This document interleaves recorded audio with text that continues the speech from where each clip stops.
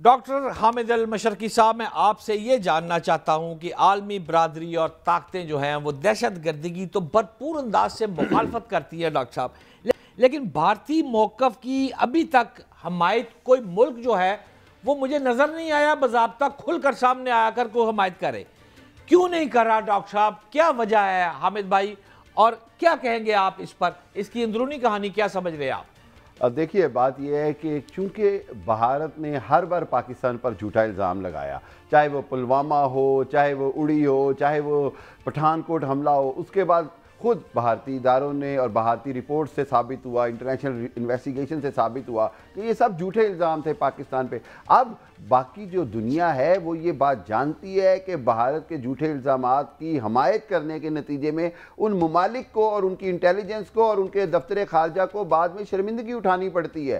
اب وہ اس لیے محتاط ہیں، وہ یہ جانتے ہیں کہ یہ جو پہلگام کے اوپر جو اتنا ہنگامہ کھڑا کر دیا ہے، اس کو اصل میں اس کے سیاسی مقاصد ہیں، مودی کی اپنی مقبولیت سے جڑے ہوئے، جبکہ حقیقت اس میں ایسی نہیں ہے کہ کوئی بھی پاکستان کی انوالومنٹ ہو یا پاکستان۔ دیکھیں، ایک بڑا آپ کو اہم بات بتاتا ہوں واٹس پاکستان جب کوئی انڈیا کی طرف سے دہشت گردی ہوتی ہے تو پاکستان اس کے واضح ثبوت ڈوزیئرز کی شکل میں نہ صرف باقی ملکوں کو دیتا ہے بلکہ اقوام متحدہ اور یورپی یونین کو بھی دیتا ہے، دنیا کے پریس کو بھی دیتا ہے۔ پاکستان واضح ثبوت کی شکل میں کلبھوشن یادیو کو ٹی وی پہ لا کے بٹھاتا ہے۔ پاکستان واضح ثبوت کی شکل میں انڈیا کی جو سپانسرڈ ہیں فتنہ الخوارج یا ان کے دہشت گرد، ان کے باقاعدہ ہم انٹرویوز چلا دیتے ہیں۔ ان کے پاس کچھ بھی نہیں ہے۔ یہ جناب وہ دہشت گرد مارا گیا، اس کی جیب میں یہ کارڈ تھا، ساتھ پاکستان کا فون نمبر بھی تھا، ساتھ پتہ نہیں کیا کیا تفصیلیں وہ لکھ کے لایا ہوا تھا۔ کوئی ایسے ہوتے ہیں؟ جب اس طرح کے کمزور فالس فلیگ آپریشن کر کے پاکستان پر الزام دھریں گے تو اب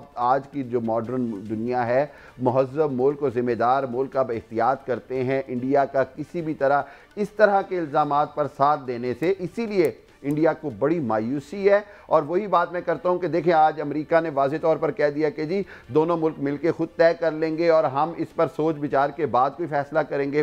روس کی طرف سے کوئی بیان نہیں آیا، چائنا پہلے سے پاکستان کے حق میں بیان دے چکا ہے، یورپی یونین خاموش بیٹھی ہوئی ہے۔ یعنی انڈیا نے ایڑی چوٹی کا زور لگا لیا، لیکن کوئی بڑا ملک، کوئی بڑی تنظیم کی طرف سے کوئی اس کو واضح حمایت نہیں ملی۔ اس کی سب سے بڑی وجہ یہ ہے کہ دنیا یہ جانتی ہے کہ بھارت کا پروپیگنڈا جھوٹ پر مبنی ہے۔ بھارت کا جو پروپیگنڈا ہے وہ اس کی انٹرنل سیاست کی غلاظت کی وجہ سے ہے۔ میں تو یہ سمجھتا ہوں کہ انہوں نے اپنی ڈرٹی پالیٹکس کی وجہ سے پاکستان دشمنی کو ہر جگہ کیش کرنا شروع کیا ہوا ہے۔ لیکن حقیقت یہ ہے کہ دنیا کا کوئی بھی مہذب ملک، ذمہ دار ملک بغیر شواہد کے، بغیر ایویڈنس کے، بغیر تحقیق کے کسی بھی حالت میں پاکستان کے خلاف بھی بات نہیں کرے گا، نہ کرنی چاہیے، اور نہ ہی کسی طرح کے الزامات کے اوپر پاکستان کو مورد الزام ٹھہرانا چاہیے۔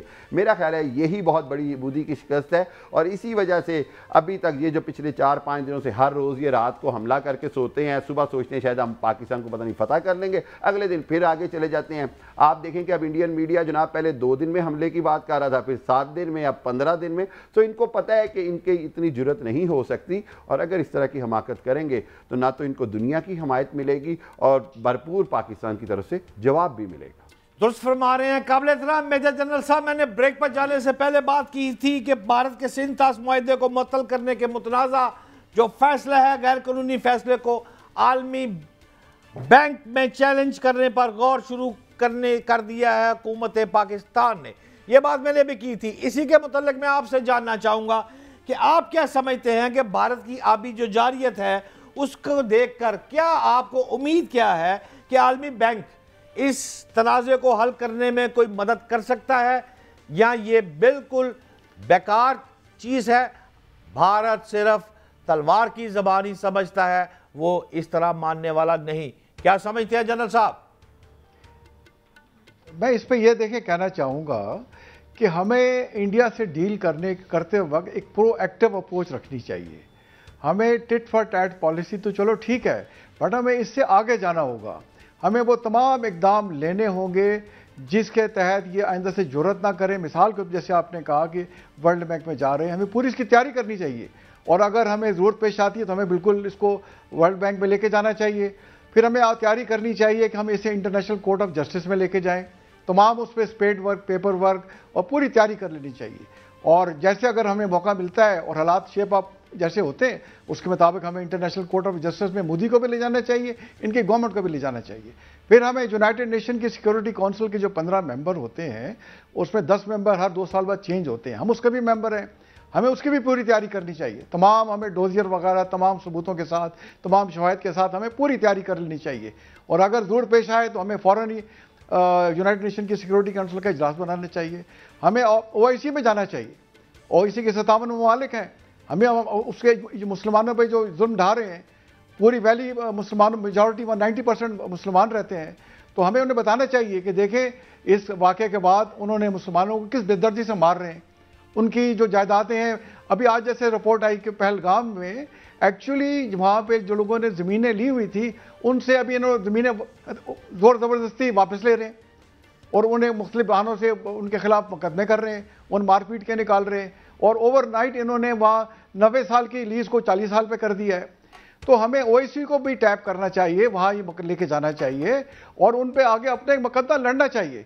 देखिए मैं ये समझता हूँ कि अगर हम OIC में कामयाबी से इस मसले को उठाएं और अगर 2-3 अरब ममालिक जैसे कतर में इनके कई नेवल अफसरों को वहाँ सजाई हुई जासूसी के मुकाबले में, तो और सऊदी अरेबिया में एक बहुत बड़ा डायस्पोरा है इंडिया का, तो अगर किसी एक मुल्क को भी हम ये समझाने में और कन्विंस करने में कामयाब हो गए कि जितने भी इंडियन हैं उनको निकालें वापस कि जाएँ अपने मुल्क में, तो इनको बहुत बड़ा धचका लगेगा। इसी तरह से यहाँ पे जितने P5 कंट्रीज़ हैं जो न्यूक्लियर एस्टेब्लिश ताकत हैं, उन सब में हमें इनवाइस भेजने चाहिए, उसकी पूरी तैयारी कर लेनी चाहिए। अगर इन्हें बात समझ नहीं आती, वो चीज़ें डीएस्केलेट नहीं होती, और अगर ये किस्म का उसको हाइप क्रिएट करते हैं, तो इससे पहले कि ये कोई एक्शन लगे हमें तमाम P5 कंट्रीज़ को ब्रीफ करना चाहिए ताकि वो हमारे साथ खड़े हों, और इंडिया को हमें कॉर्नर करना चाहिए। और इंडिया का वैसे भी जो चेहरा है वो एक स्टेट स्पॉन्सर्ड टेररिस्ट स्टेट का दुनिया के सामने आ रहा है। देखिए इंडिया ने इनका निकाला वहाँ से एम्बेसडर पर्सन नॉट ग्रेटा करके, ट्रूडो जो है वो आया हुआ था इंडिया में, वो नाराज़ होकर विजिट को छोटा करके वापस चला गया। अमेरिका में इन्होंने एक सिख को मारने की कोशिश की, वहाँ इनके खिलाफ मुकदमे पड़े हुए हैं, उनके जो रॉ के स्टेशन चीफ है उन्होंने मुल्क से निकाल दिया उनको। तो इसी तरीके से बाकी जैसे मैंने कतर की मिसाल दी, और मुल्क हैं जैसे ऑस्ट्रेलिया में, UK में, इन्होंने वहाँ दहशतगर्दी की कार्रवाई में मुलव्वस हैं, उनकी गवर्नमेंट इनसे पूछ रही है, तो ये वर्ल्ड लेवल पे एक्सपोज हो रहे हैं।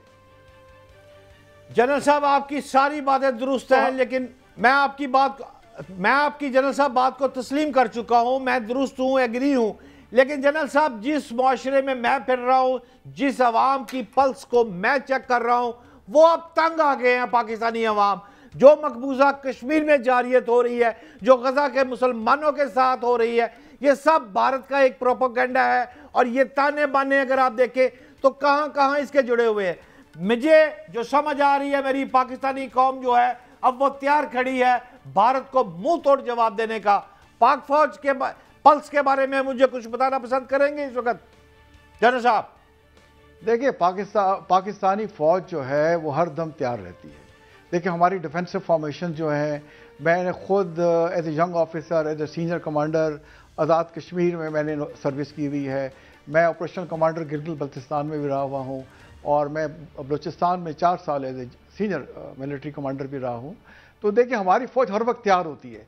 हम जब यंगस्टर भी थे कप्तान मेजर, तो हमें यही ऑर्डर थे कि अगर इंडियन एक गोली फायर करती है, आपने 10 गोलियाँ फायर करनी है, और जब तक कि वो उनकी जो है मशीन गने जब वो खामोश नहीं हो जाते, या जब तक हम उन्हें तबाह नहीं कर देते, उस वक्त तक आपने बिल्कुल फायर नहीं रोकना।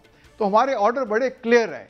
उसके बाद हमारी स्ट्राइक फॉर्मेशन हैं, हमारी तमाम स्ट्राइक फॉर्मेशन जो इंडिया के बॉर्डर जो हैं, हमने उनकी जगह सेलेक्ट की हुई हैं और वहाँ मौजूद रहती हैं। हमारे पास मल्टीपल ऑप्शंस होते हैं। ये अगर जुर्रत करके देखें तो हम इन्हें नाको चने चबवा देंगे, तो ये जुर्रत नहीं कर सकते। और इनके जैसे मैंने आपसे कहा कि इनके एक्स आर्मी चीफ जो थोड़ा अरसा पहले रिटायर हुए, वैसे माजरत चाहता हूं कथा गुलामी, माफी चाहता हूं, इनके एक्स जो है या मौजूदा आर्मी चीफ है, पूरी दुनिया में कोई उसका नाम जानता है? वैसे वो है कौन? ये आपसे कह रहा हूँ ना, तो उनका एक और सिस्टम ऑफ गवर्नमेंट है। मैं ये रहा हूँ कि इनके वीडियो क्लिप्स हैं, इन्होंने वीडियो में आके बयान दिए हैं कि हम पाकिस्तान के साथ जंग नहीं कर सकते।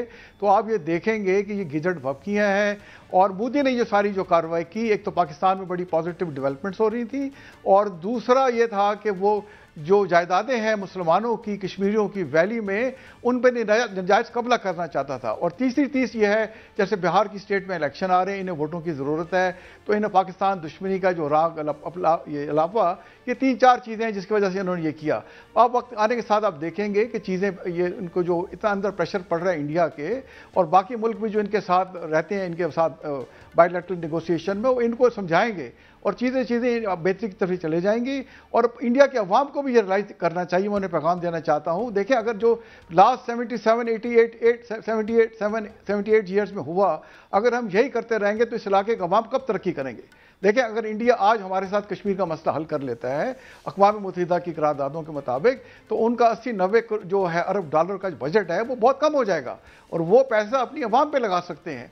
और पाकिस्तान की जो जियोग्राफिकल और जो लोकेशन है, जो स्ट्रेटेजिक, उसको कोई अंडरमाइन नहीं कर सकता। पाकिस्तान से आज सुलह कर लें, पाकिस्तान को आज कश्मीर पाकिस्तान का हिस्सा बना दें या उसका मसला का हल निकाल लें, तो देखें ये हमारे थ्रू अफगानिस्तान और सेंट्रल एशियन स्टेट तक जा सकते हैं, हमारे थ्रू ये चाइना तक जा सकते हैं, हमारे थ्रू ये मिडल ईस्ट तक जा सकते हैं। अभी पाकिस्तान ने सिर्फ इनकी एयर स्पेस बंद की है और हम उस कैलकुलेशन कर रहे थे कि हर महीने इन्हें आधे अरब डॉलर का नुकसान होगा। तो पाकिस्तान के पास बड़ी ज़्यादा लेवरेजेस हैं और अगर ज़रूरत पड़ी तो पाकिस्तान इनको इस्तेमाल आहिस्ता आहिस्ता करता रहेगा। बट ओवरऑल जहाँ तक इसका पहलगाम का वाक़या है, मेरे अपने ख्याल में एक बात एक हद से आगे नहीं बढ़ेगी। बहुत शुक्रिया मेजर जनरल साहब और बहुत शुक्रिया मेरे इंतहाई काबिल एहतराम डॉक्टर हामिद अल मशरकी साहब।